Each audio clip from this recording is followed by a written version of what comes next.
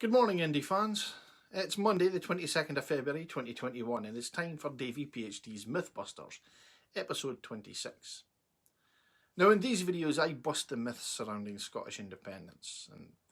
Now, these are usually peddled by unionists, but this week's myth is internally generated. I know that we all want to get independence over the line, and it's not going to be easy.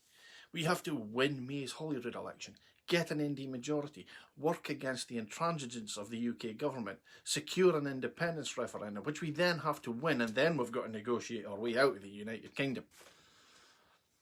We've all seen the new list-only Indy parties spring up, and the wisdom or lack thereof on vote splitting has been a hot topic ever since.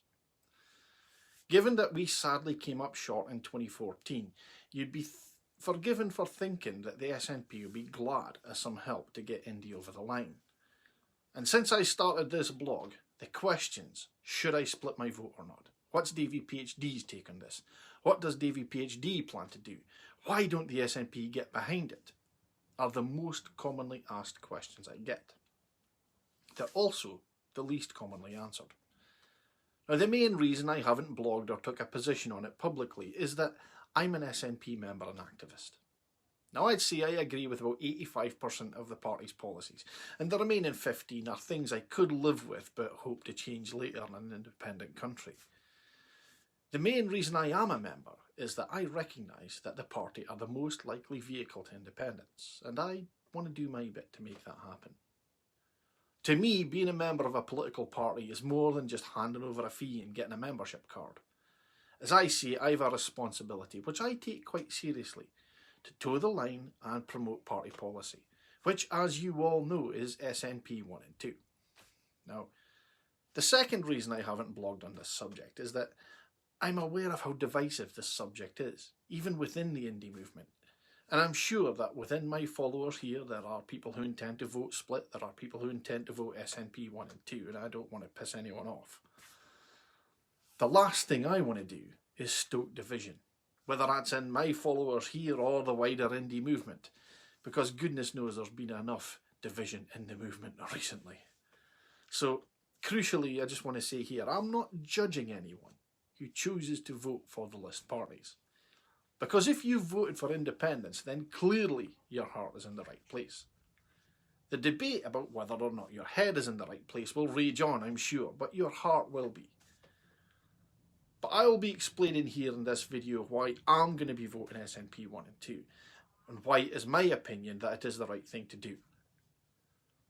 The SNP have undoubtedly been the main vehicle towards independence in recent times, but as we all know, we sadly came up short in the 2014 independence referendum. Now, defeat in 2014 should have been the death knell for the SNP as a party and the independence movement as a whole, but it has, rather counterintuitively, been the making of us. We've stayed in power in Scotland, we've increased our influence at Westminster, we've increased our influence in the European Parliament before we were kicked out. We look set to be the largest party in Holyrood this year as well. But you would have to be blind, deaf, or just nae looking or listening not to be aware of the two new list-only independence parties on the scene.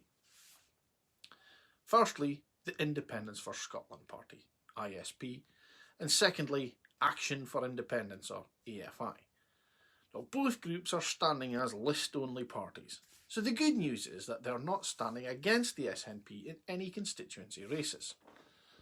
So their strategy is to eliminate unionist MSPs on the regional lists by attracting votes which were previously SNP list votes, thereby maxing the yes. Now, initially, I have to confess, even I was intrigued. But without going into all the peculiarities of the Scottish electoral system, because let's face it, it's been discussed to death already. If a party does well in the constituency vote, they get punished for it in the regional vote. There's a link in the description to a video with more detail about how our electoral system works. The ISP intend to stand as a brand new party and are trying to attract previous SNP list voters. AFI are after the same bunch of voters, but they aim to be more like an umbrella group for small indie groups and parties or possibly independent candidates to affiliate themselves with. They're even open to bringing in the ISP, but that love has not so far been reciprocated. So initially, splitting the vote looks like a great idea. I mean, it sounds amazing. Let's harness all those wasted list votes and turn them into Indy seats. Let's stop all those unionists sneaking in through the back door on the list. Now I have to admit, the maths does appear very compelling, and purely on mathematical terms, it looks like a no-brainer. So why don't the SNP get on board? Well, there are a few reasons, but firstly, because we can't. Electoral Commission rules actually prevent us from asking voters to vote for another party. Now, if we were to do that and not get in trouble with the Electoral Commission, we'd have to stand down our own list candidates. And that would mean abandoning the only strategy that has ever won a single party majority in Holyrood. And that was, of course, SNP 1 and 2.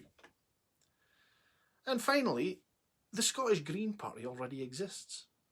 We've twice cooperated with the Greens to form a government. All indications are that the Greens are going to increase their seat share in Holyrood 21. So if the SNP do need a little bit of help to get over the line, it's most likely to be there with the Scottish Greens, just like it was in 2007 and 2016. So with those points in mind, the SNP can't get behind vote splitting. Also, from a quick look at Indy social media, you'd think that this idea of a list-only party was a new one, but it isn't. It's been tried already in 2016 with Rise. Now, Rise stood as a socialist, list-only alternative aimed at Labour voters who supported independence, socialist Indy voters and SNP list voters in an attempt to max the yes in the Holyrood election in 2016. And they failed. But crucially, once the electoral maths was done, it was found that the votes cast for Rise could have put 2 SNP list members over the line, which could have meant an SNP majority government. Again. So despite only polling just over 10,000 votes, Rise actually cost the SNP a potential repeated majority in 2016, which would have been a single party mandate for Indy Ref 2 in 2017 or 2018. I read recently an interesting article by Jonathan Shaffey, the founder of Rise, saying that he regretted the impact that their vote had in 2016. Even the Scottish Greens are mostly a list-only party, in that they've only ever won list seats, with a highest polling of 6.6% of the list vote. So there has always been the option of an Indy-supporting list party since the Parliament was established, and the highest they've ever polled is 6.6%. Now, the addition of more list-only options may just serve to split that 6.6% of the vote up, meaning that the Scottish Green assistance we've relied on in the past may not be available if it is needed by the SNP in May. Trying to get the electorate to do your bidding is like herding cats. It's even difficult enough for established political parties with good networks of branches and activists to do this. Just ask the Liberal Democrats. Or if you want to look even closer to home, the SNP, who before Holyrood and Indy Ref 1 were a small party on the fringes of politics. For AFI or ISP max the yes strategy to work, they would have to get everyone in every electoral region, or preferably nationally, to coalesce behind one group. This would mean that the ISP would have to come under the AFI umbrella, or they would have to agree to stand aside for each other in every other electoral region. They then face the arduous task of persuading the electorate that this strategy can work.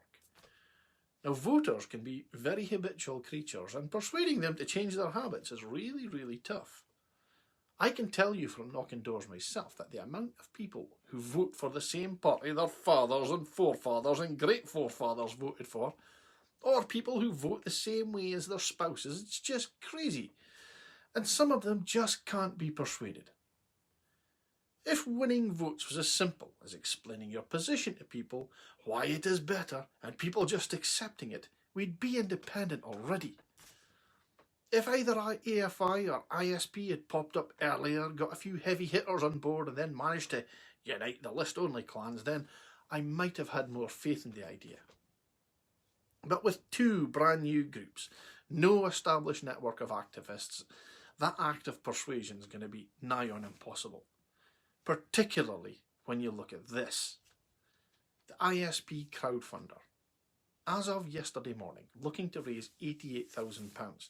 They've hit 9% of that target with 5 days to go. My local SNP branch, which is by no means the biggest or wealthiest branch, has almost as much cash as that in the bank. There is no information available on AFI funding efforts. The list parties don't just have a mountain to climb, they have Everest to climb, and there's no Sherpas to help them. And the list system has worked for the Indy movement and the SNP in the past. In the first two Scottish parliaments, the SNP had more list MSPs than constituency ones.